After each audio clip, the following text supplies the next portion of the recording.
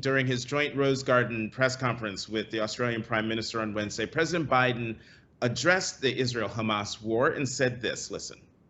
Hamas is hiding behind Palestinian civilians and is despicable and, not surprisingly, cowardly as well. This also puts an added burden on Israel while they go after Hamas. But that does not lessen the need to operate in line with the laws of war.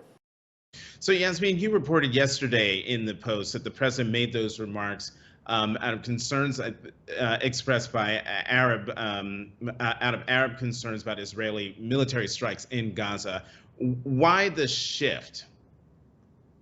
Well, there are a number of reasons for it. When this October 7th attack first happened, President Biden and his top officials were all, very behind Israel, said that they had a right and a duty to defend themselves, supported their stated aim of taking out Hamas. But then, the pressure shifted as Israel started conducting a pretty unrelenting airstrike campaign in Gaza that, has resulted in more than 6,000, maybe now 7,000 Palestinians who have died, a lot of whom are children. Pressure has built on the president, both from members of his own party, but also as his Secretary of State, Antony Blinken, was traveling throughout the region a little over a week ago.